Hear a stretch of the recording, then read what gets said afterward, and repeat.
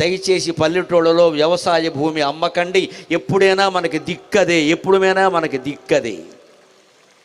ఎన్ని సమస్తం ఉద్యోగాలు పోయినా, వ్యాపారాలు పోయినా, తెలివితేటలు నాశనమైనా, ఏమైనా 2 ఎకరాల భూమి ఉంటే భార్యాభర్త అక్కడే చిన్న పాకేసుకుని ఆ పక్కన తోటకూర గోంగూర పండించుకుని తిని బతకచ్చమ్మా.